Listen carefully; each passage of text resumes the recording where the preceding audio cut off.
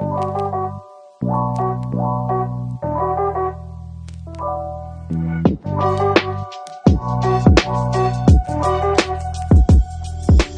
everyone. Welcome to another episode of the White Belt MMA podcast. And it's an absolute pleasure to have on the show today Mike Heck, who works for MMA Fighting. And he's honestly, for me, one of my favorite journalists in the game right now. So, Michael, how you doing?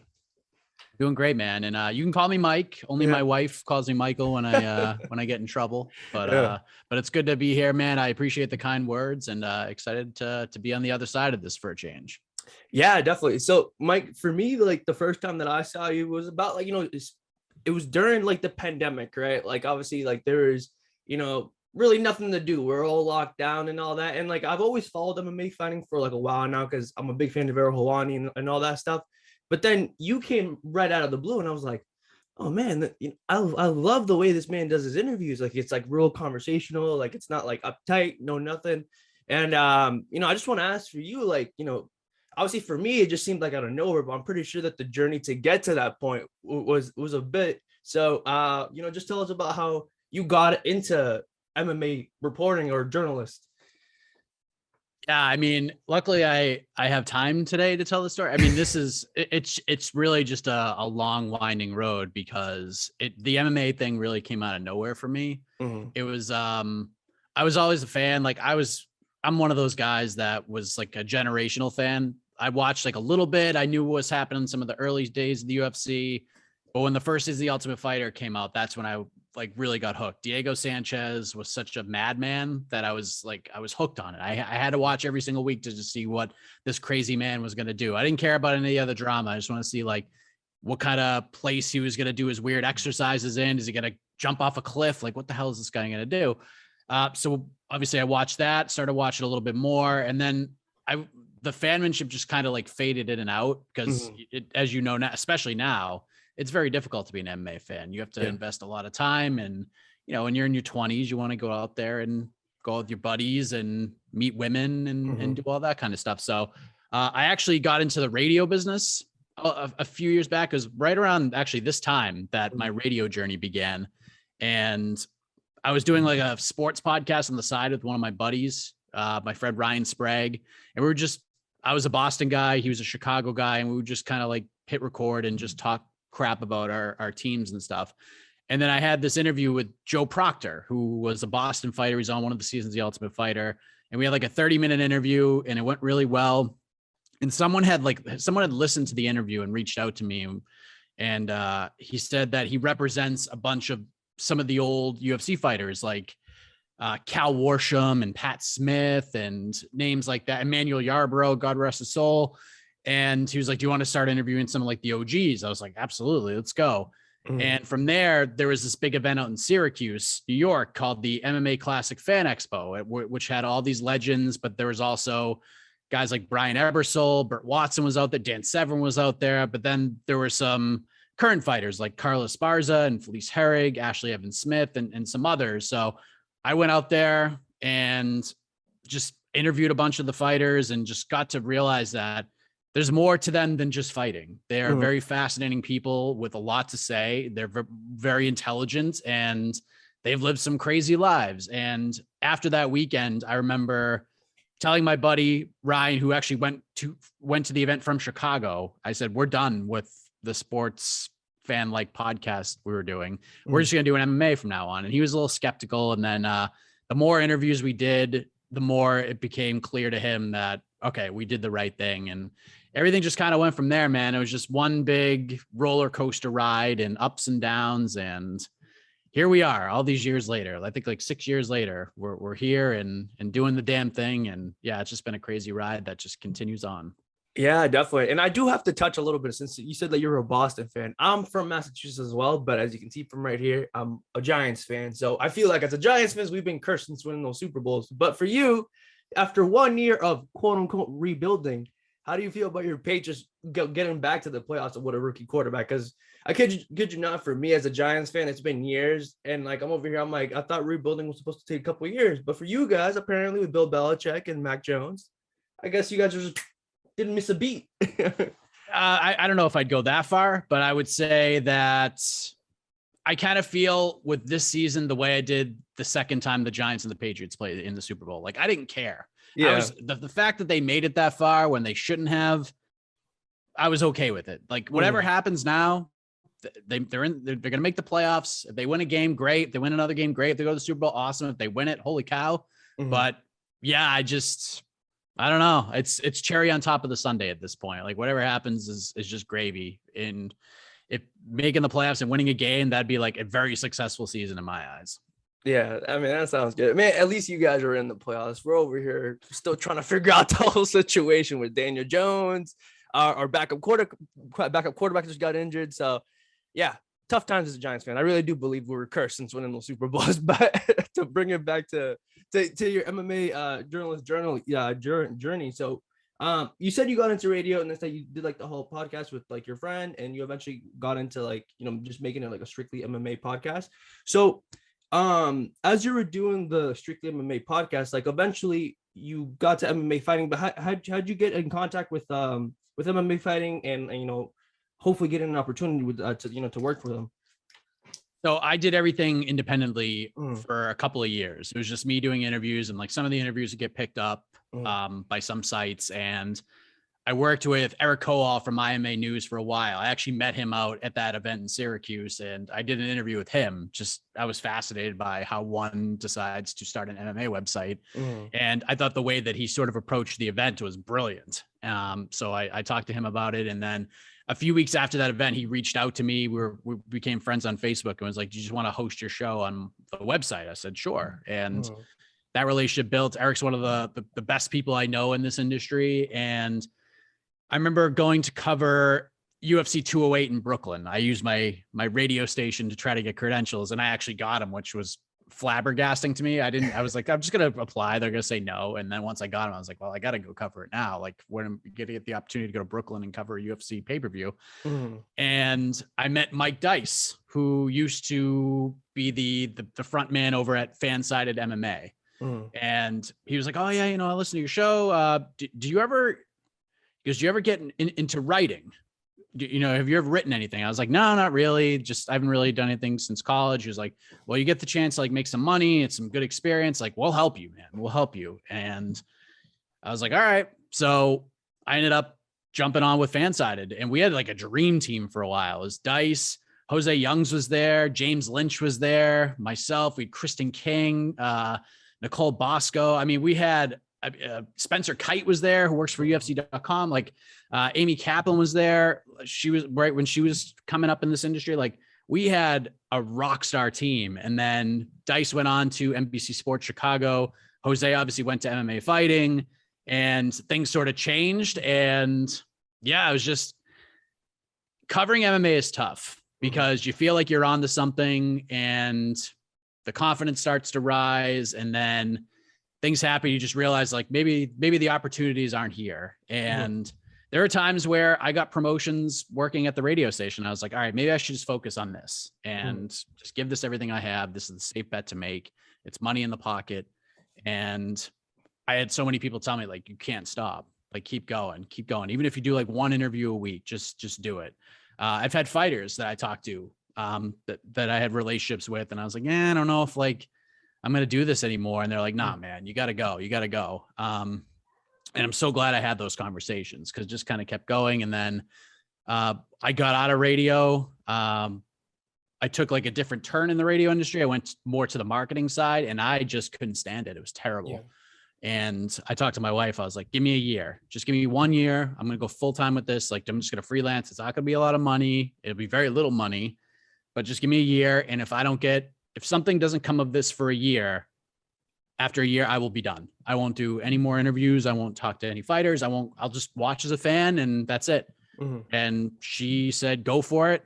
And then probably, I don't know, 6-7 months later, I had my first interview with Mma Fighting, and then I got the job like a couple months after that. So it's just, It's a grind, man. And I always tell people always reach out to me and they say, what's the best advice you can give is just understand that it's a marathon. This is not something that you're going to get in and host a podcast and just get a full-time job in a year. It just doesn't work that way. Yeah. So if this is what you really want to do and you can embrace it and you can hustle and grind, then go for it. Like, on the other side, there's obviously some light, but it's going to take a while to get there. And I feel like with this sport, more opportunities are going to come because it's still an infant. Like it's on ESPN doing big things, but we're still very new, 26, 27 years old. Like this sport's going to continue to grow and more opportunities are going to come.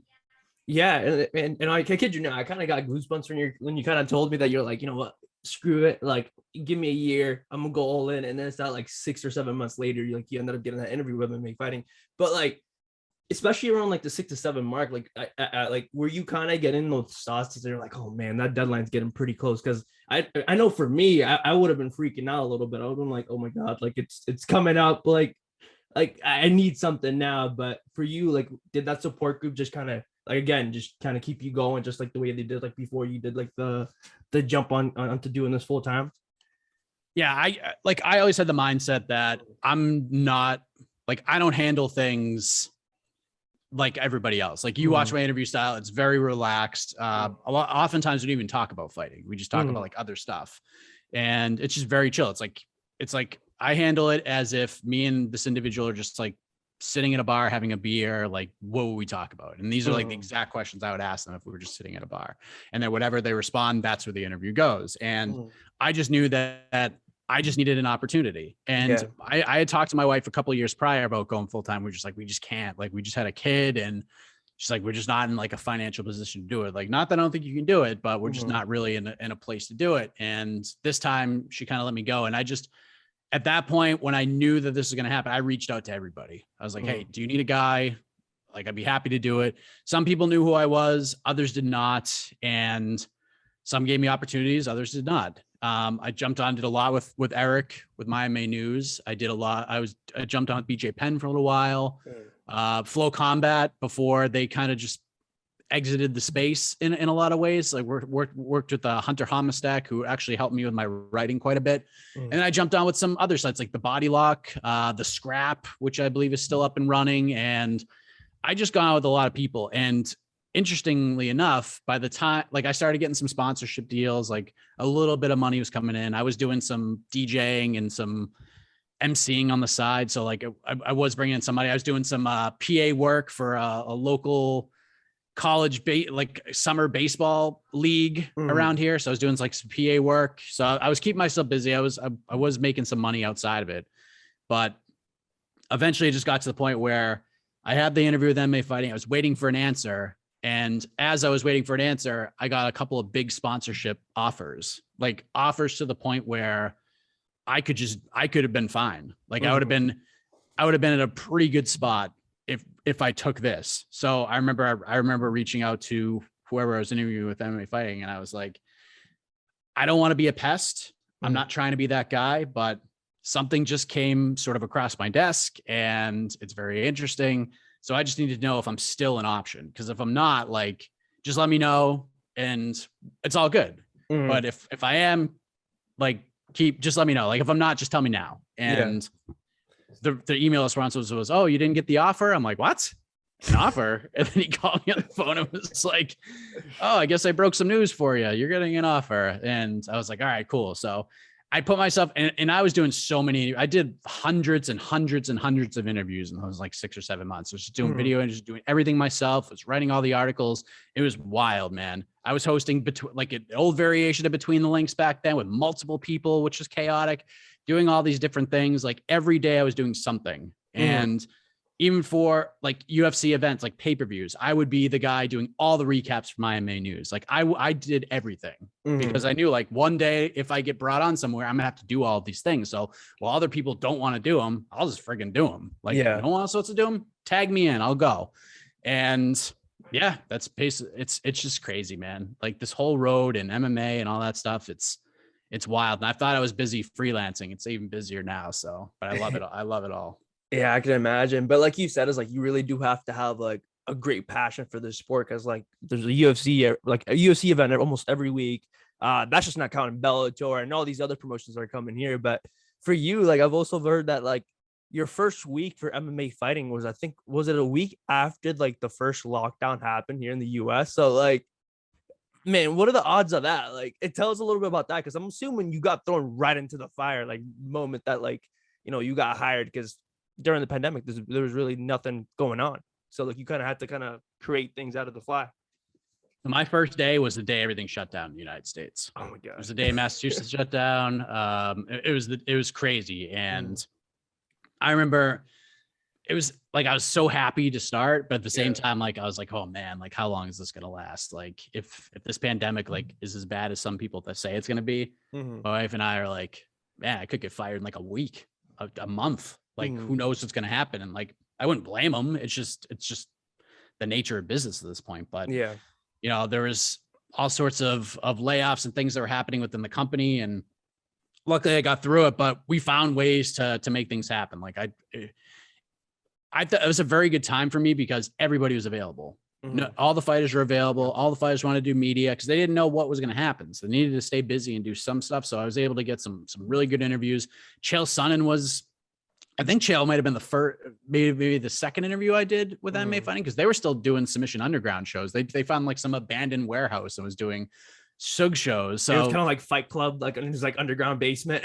Yes, at this undisclosed location via satellite. Watch all this grappling going on, and they were still doing shows. And the UFC was trying to get their things going. And at the same time, there's talks about Khabib and Tony Ferguson fighting, and then Tony Ferguson and Justin Gaethje are fighting, and Dana White's trying to put on events at Indian reservations that got shut down by all these different people. Like John Jones got himself in trouble. So I mean, as unfortunate as that was, it kept us busy. Like there were a lot of stuff that kept busy. And then once the UFC got the green light to go, I mean, it's just been nonstop for, I mean, it'll be 2 years at MMA Fighting in March. So yeah, it's been nonstop literally since March of 2020. Just go, go, go. And then luckily the UFC just got busier than ever. All these events kept happening. They had some things to make up for as far as time goes because they missed so many events early on. So it's just boom, boom, boom, especially like the Fight Island cards and those cards they were doing like Saturday, Wednesday, Saturday. They did that multiple times that year. So yeah, it's just wild, crazy, and just doesn't stop. And this, it's just only going to get busier because then Bellator came back, and then the PFL, they relaunched last season, and all these other promotions. I know Eagle FC is trying to do their thing. BKFC is doing their thing. And now we get Jake Paul and all this stuff. Like it's just, it's insane, man. It really is. It really is. And I mean, and since you brought up Jake Paul, like I do have to ask, like, man, how was it covering the second event? Because I mean, who saw that knockout coming? I didn't see it. I thought Jake Paul was going to probably, you know, squeak out a decision, but to knock out Tyron Woodley like that, and like you being there live and covering the event, like it just tells about like the whole experience of just being in there and being in that type of atmosphere.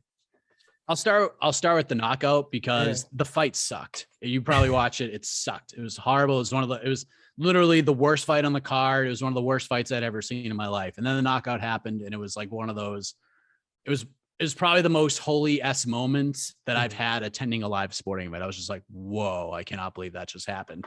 So that was that. As far as covering that event goes, it was cool, but for the first time in my MMA journalism career, I felt like I was 1,000 years old.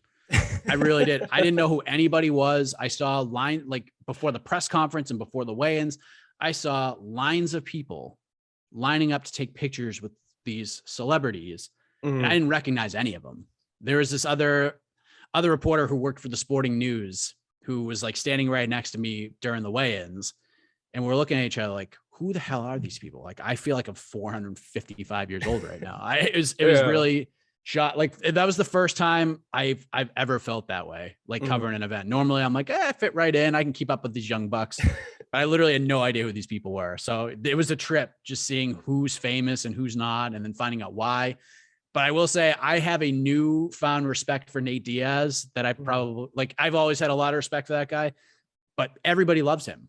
Seriously, everybody loves him. 19,000 people inside Amalie Arena in Tampa all wanted to take pictures with them, all wanted to talk to him. And he did his best to talk to every single one of them. Nothing bothered him. He was just so cool. He was probably the coolest person in the entire building. Everybody wanted to see Nate and take pictures of them. And he saw everybody and didn't let any of it affect him. I think if there's a guy who has been able to handle superstardom maybe better than anybody from the MMA space, it might be Nate Diaz. I was blown away by not only how he handled it, but just how popular he actually is when you get to see it in person.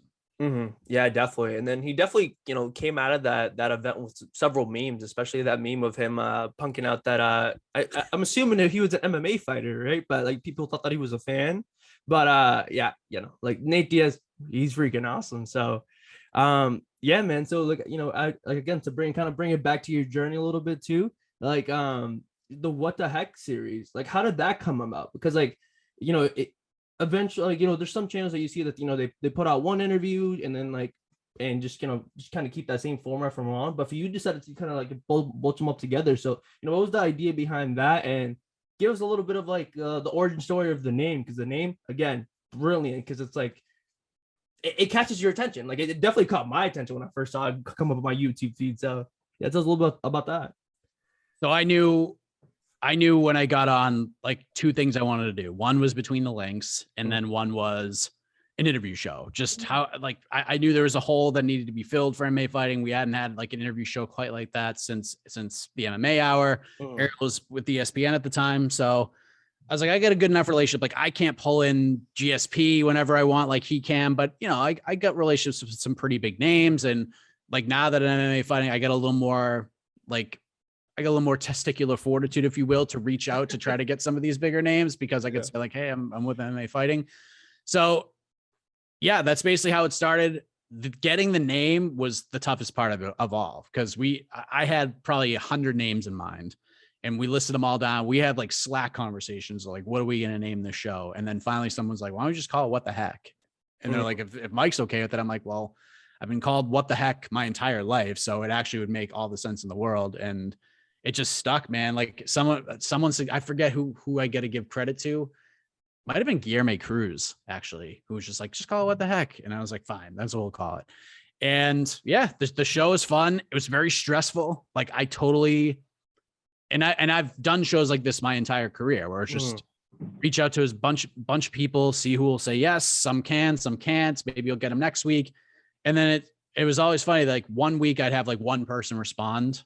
And because I would always try to do the interviews by Monday, because we would release it Tuesday morning. So I would get them all done. And then like by Monday, I'd only have like one guest lined up or one interview in the can. And I would freak out. And then all of a sudden, like 5 or 6 people would be like, yeah, he can go today. Oh, he can go at this time. He can go at this time. And all of a sudden I went from one interview to having 7. And I'm like, what do I do with all this now? So yeah, booking a show like that is so stressful. And I think like myself and maybe Ariel know that more than anybody on this planet, like how stressful that actually is, because you never know if they're going to show up. It's always scary. Even if you set a time, like you don't know if they're actually going to come or like pop onto the Skype chat or anything like that. So yeah, very, very stressful. I'm very happy I don't have to do that anymore. Like when Ariel came back, people were worried like, oh man, like what does that mean for What the Heck? I'm like, it's fine. Like, it's okay. I'll just do another show in a different way and interview different people. Like, it's totally cool. Like Ariel coming back was a huge deal. Everyone thought I'd be like insulted by that. I thought that was like the greatest thing in the world. But now between like Ariel and myself and Damon, we can cover all ground. Like we can hit every single storyline, whether it's huge and everyone's talking about it, or some of the under the radar storylines. I love the under the radar stuff. I love the young up and coming fighters who I think have so much potential, but no one really talks about. Those are the stories I'd rather tell anyways. And I'll let Ariel handle the big names and the big stories, because he's built that relationship. He's earned that right for the last 13, 14 years to get these people. He's built these relationships over a decade now. So yeah, take them, and I'll find other ways. Like I'll interview anybody. I'll find something interesting to talk about. Like I just got to find the path. Once I find the path and they start going off on it, we're good. Like we're good to go. We'll have a 30-minute conversation about basketball or whatever they want to talk about. Like it doesn't matter. So yeah, that was like a weird transition, but I was ready for it. I was so pumped when I found out he was coming back. So What the Heck didn't have a long run, but still the brand's still there. Like if you go to YouTube and I pop out an interview, the What the Heck brand's still there. It's just in a different way. Yeah, definitely. And I totally get you on like, especially with like you're interviewing someone and you just kind of have to find a path to kind of keep the conversation going. Because I not so long ago had an interview with UFC welterweight Dwight Grant. And again, it's like, you get onto the interview thinking that you're going to be talking about his last fight and all that. But eventually we went on to talk about Spider-Man for like an hour and a half. So it was it was definitely something else. But you did also touch upon this a little bit. And like as someone that's kind of getting into the field and like I've had a couple fighters say yes to interviews, and then like have the Zoom lobby there. I'm there waiting. We set a time and everything, and then eventually they don't show up. So for you, how do you adapt to that? Because it's like sometimes, like especially as someone that's coming up and like doesn't have like the name of like a big brand or a big website on it, like you don't have the luxury to reschedule. Sometimes they just leave you on red. So it's like one of those things. Like for you, how do you adapt to that? And how if you had any stories, and not to put anybody on blast, but like tell us a little bit about like some of your funny stories of like fighters not showing up to their interviews. I mean, I've had a couple no shows. I think everybody has. Yeah. Even Helwani's had some no shows, but you just deal with it. Like I have these 5 names lined up. Now it's just gonna be 4. It's just reaching out to like the social media team, being like, all right, this dude no showed. Like, can you make another graphic with like 1 less name? It is what it is. Some people things happen, especially now. Like maybe they had to take a COVID test, or maybe their kid got sick, or maybe something happened, with work. They got in a car, like something. Especially now, like I feel confident about things, but I never think things are 100% going to happen. Yeah. And I'm ready to I'm ready to deal with it, whether it happens or not. So yeah, I mean, it's just, I don't take it personally. Normally they get back to me and say, oh man, I forgot, or I fell asleep or something. And it's silly. It's, you can't get mad about it. It's like you went out and trained, you probably got punched in the face for an hour at sparring and you took a nap. Like you forgot about this interview that you were going to spend 20 minutes talking to me about fights and all that stuff. And I understand like a lot of fighters too, like they get the interview burnout, like depending on the management company you work for. A lot of these fighters, like they might spend the entire day just doing interviews. They might go from one outlet to the next, to the next, to the next. And that burnout's pretty real, man. Like Derek Lewis is on the MMA Hour yesterday talking about why he doesn't do a lot of media, because he feels that everybody asks the same questions, and fighters feel that, man. They really do. So yeah, I mean, it happens, and you just gotta kind of roll with the punches. If that's your only interview for a show, that sucks. But I always try to. It's the way, like when I cover an event, I pack more clothes than probably any media member on earth. I'd rather overpack and not need it than forget to pack it and realize that I needed it. So I try to like overload myself. So if I'm like, the goal is like 3 interviews this week, I'm trying to get 5. Yeah. And if one person doesn't show, I get 4. And if 2 of them don't show, then I hit my goal anyway. So I feel like that's probably the best way to approach stuff like that. Yeah, definitely. I mean, it kind of the same way, like how you kind of said is like, well, for me, like I kind of got over it because like you said, it's like stuff happens. But I remember the first time that ever happened to me, I was like that, like sad kid with like the sad violin music, like in the background. I'm just there like, oh damn, well, this sucks. But yeah, you said eventually you just have to roll with the punches. But yeah, man, just to have, a couple last questions. Like, I do know you're a busy guy, but like, one of the last few questions I do want to ask is what's been like, like if you had to give me like your top 3, I'm not like top 3 interviews, but like favorite interviews that come to mind that like you've had like in your past, like year and a half, like working for MMA fighting. Oh man. Brandon Moreno is my favorite interview on the planet. I've told his management team this. I've told him this, like off record. And I truly mean this when I say it. I would interview Brandon Moreno over any fighter on the planet. Give me Connor, give me whoever. I don't care. If it's an option between Connor and Brandon Moreno, my bosses might not agree with me. I'm taking Brandon Moreno. And it's for selfish reasons, because that guy, you cannot come out of a conversation with Brandon Moreno and not feel 100 times better coming into it. You could be having the greatest day of all time. Everything's coming up roses. You come out, there's a box in your house and you won $1 million with Publishers Clearinghouse. You didn't even expect it to happen. You interview Brandon Moreno, it's like that box had $10 million in it. It's just such a joy. He's just so fun. He says just hilarious things. It's just a great conversation. So anytime I get to interview that guy, it's tremendous. Interviewing Chael Sonnen is always fun. Got to interview him a couple. There's a whole lot. There's some interest. There's some definitely Max Roshkoff. I got his first interview after his first UFC fight, with that whole controversy with him and Robert Drysdale and his coach. So that was a big one. ESPN talked about that and quoted me on SportsCenter, which is pretty cool. I had people reaching out to me, which was an interesting thing for me. It was probably like 3 or 4 months after I started with MMA fighting. Kay Hansen, the one I did a couple months ago with her, when she revealed having the eating disorder and some of the things that she's gone through throughout her life. That was definitely a memorable one. Yeah. I mean, there's just a lot of, and there's a lot of like low level, like regional fighters that I've talked to who have really crazy stories that even to this day, like you come out of it and you're like, wow, that story is unbelievable. But then you realize nobody probably heard it because it's on like a podcast form or nobody really knew who this person was. But yeah, I mean, I feel like I haven't had my best interview yet. I feel like I may never have that best interview. It's just striving to try to find it. And I talk to John Anik about this sometimes. Like, you strive for the perfect interview or the perfect show, and you realize that you haven't gotten it or you're not even close to it. And that's what keeps you going. So I feel like I haven't had that memorable interview yet, but I've had some memorable ones to this point. That's for sure. Yeah, man, that's awesome, man. And like, I do love that thing that you just said right now. It's like you were always striving for the perfect interview, but like in reality, we're never gonna get it. So, yeah, no, I love that, man. So, just right before we go though, do you want to like plug in your social medias and everywhere that people like watching this can go and find you? Just follow MMA Fighting, man. I don't like to take the shine, give the shine to everybody. I will say, check out the ranking show we just did. That is just such a great show. Sean Al-Shadi and AK just crush it. Jed Meshew and I jumped on and gave our opinions on the MMA fighting rankings, the only rankings that matter, by the way, the best independent rankings in MMA. And we got some cool stuff going on. We got the BTL finals going on Thursday. If this comes out after that, 3 p.m. Eastern, go back and watch it. Jed Meshew versus AK Lee for the title. Very excited about that. We got on to the next one. We're going to do actually a video component this week. So we're doing our predictions extravaganza with a bunch of like insane out of the blue buy or sell questions that a lot of listeners submitted that are just pretty, I don't even know how these came into their minds, but I'm excited to get some responses for those. But yeah, man. And I appreciate you having me on. It's just go to MMA Fighting, find all the cool stuff we're doing. And I feel like we're going to do a lot more cool stuff this year. Sounds good. And once again, Mike, thanks for coming on. I'm a big fan and I'm going to keep watching your work. So to everyone watching, peace.